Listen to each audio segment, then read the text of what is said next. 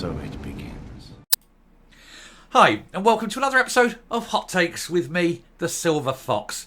We knew it had to come. We knew one day there would be this reckoning. And today is that day. The first shot has been fired in a war over the future of the SNP. And who has fired that shot? Well, none other than Fergus Ewing. And well done for him. He has said that Humza Yousaf will likely be gone by Christmas. And with the conference coming up, I seem to think he may well be right, and that there will be shortly a new power structure in charge of the party, led of course by Kate Forbes, and at her side, her loyal, obedient and wonderful Fergus Ewing, one of the very few sane ones in the party. Some, may disagree with his politics and his views on independence, but there's no doubting that he's a hard-working, decent human being who won't put up with, the shenanigans of what's been going on with the existing sort of structure of the party.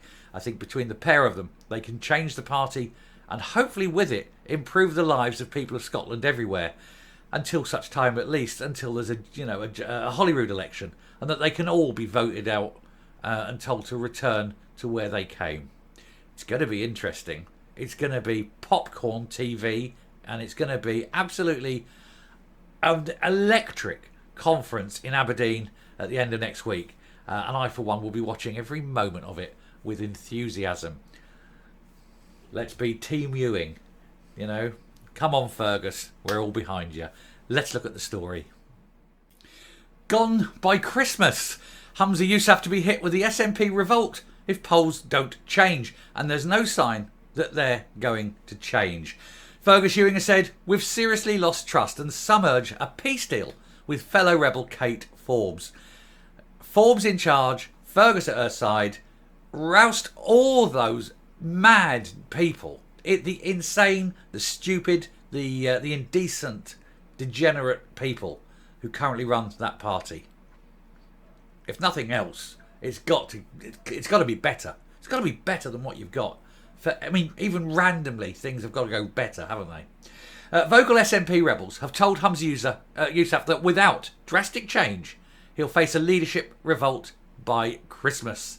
And among suggestions for how to boost support has been an alliance with popular leadership rival Kate Forbes and Fergus Ewing. And it's called for serious change, urging that this must be done now and before Christmas. Humza Yousaf, start packing your bags, mate, because you're gone. The SNP faced a humiliating loss at Rutherglen and Hamilton last week, or Hamilton West last week, with the First Minister blaming the police probe and Margaret Ferrier, while also saying the buck stops with me. He's saying the buck stops with me, and as we did on the first video of the day, we proved that the buck stops nowhere near him. He's passing that buck faster than past the parcel in a Belfast pub in the 70s. And there's no way he wants to take responsibility. But ultimately, as leader, it is his responsibility. And they're all looking at him and his policies and his decisions and his inability to lead. He's a very weak man. He wouldn't even stand up to Mary Black the other day. That goes to show that he's not the leader of the party. He's merely the man keeping the seat warm for Kate Forbes. Anyway, the Nat leader has been dubbed weak, according to reports from sources in the Scottish Daily Mail, and one has even suggested that a reshuffle is needed to clear out the dead wood. But that reshuffle, I think, absolutely positively needs to include Humza Yousaf himself.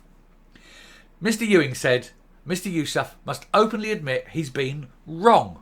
He said, we've seriously lost the trust and we must change course, and we must change course radically. That must be done now and done before Christmas. The problem you've got is that Humza Yousaf will never ever admit that he's wrong. He was brought up by Nicola Sturgeon, who was also never ever wrong. Everyone else was wrong, never Nicola, and of course never Humza Yousaf. He can't admit that. It is his very lifeblood that he is never wrong. Fergus went on, if that fails to happen, then I fear for the future of the SNP succeeding in elections, because once you lose trust, you cannot expect to win elections. Well, nobody trusts them, not even their own party. It's only salvageable if Humza is honest and stands up there in Holyrood and says, we've got a number of things wrong. I've been reflecting on the result and people have spoken. We're going to make changes, and they're going to be major changes, and I'll be announcing them over the next few weeks. That's all he needs to do. Well, apart from obviously making huge amount of changes.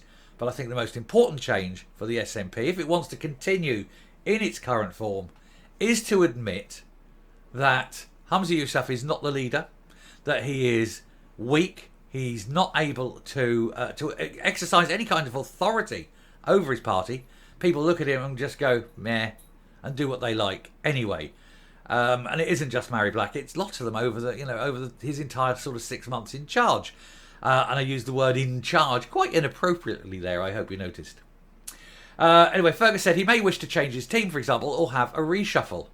Well, it doesn't matter how many times you shuffle the deck; it's still a handful of shit, isn't it? The Rebel Highlander said if he decides to change, then I think people will look at him again, but only with a slightly more contempt. They're not going to look at him as a leader anymore. He's proved he's not. And he could come to be a successful leader, says Fergus Ewing. But I think the word could is very, very strong, carrying a lot of weight in that sentence, because I don't think he can. I really don't believe he's got it in him to be a real leader. Not now. If he was a leader, he'd have been a leader from day one. If he tries to exercise his will now, he'll just be rejected. It's far too late for that. It should have been day one, come and done. But no. And he's lost it. He's lost the room. If he doesn't do that, then that ain't going to happen. And of course, he's right. The MSP for Inverness and Nairn spoke out following revelations that there are rumblings behind the scenes. There used to be whispers, and now they're rumblings. Soon there's going to be calls, isn't there? One party source quoted in the Mail said, "Many of us are waiting in the wings, watching for the time being.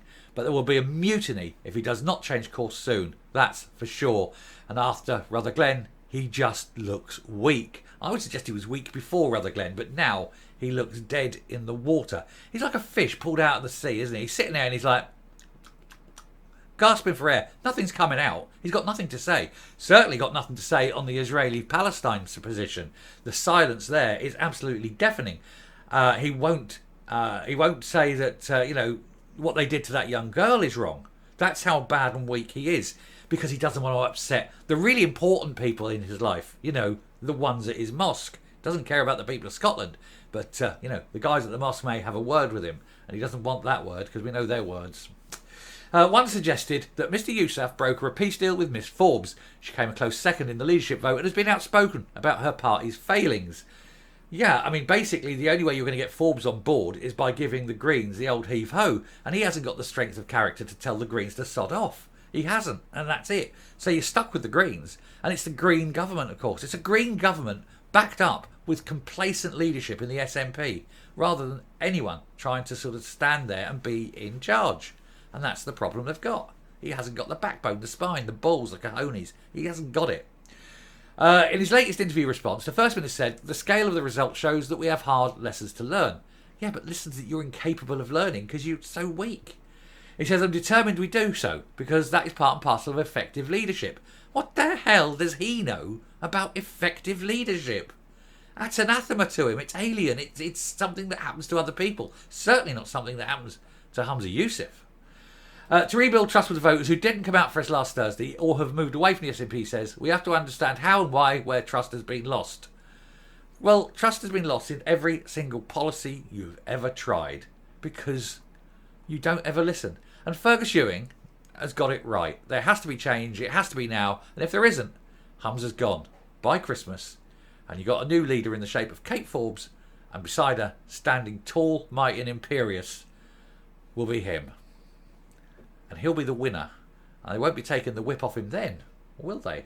I'm going to round off and I'm going to come up. So go. Go, Fergus, go. Be my man. Lead the rebellion. Take the fight to them. You stand. You run for the leadership. You'll get defeated. It gives Kate Forbes the opportunity to come in, and then she will promote you to the number 2 in her new cabinet. And Humza Yousaf will be forced to... she could offer him a really crappy job. Exactly the same one that he offered her. He'd have to refuse it, of course. That would be the right thing to do. And then he'd go and sit on the back benches and eventually resign from Parliament, because nobody wants to listen to him anymore. Nobody wants to listen to him before, so they certainly won't want to listen to him afterwards. And that's the correct thing to do. So I'm hoping for a major push at the conference. Whether it happens then or not, we'll have to wait and see, but it'll be interesting. Anyway, thank you very much for watching.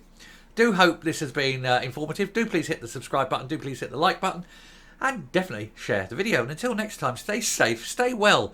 And let's all hope that Fergus does pull the rabbit out of the hat and leads this final charge to get rid of the worst leader any political party, I think, has ever had. Unbelievable, isn't it? That's so bad. Anyway, bye.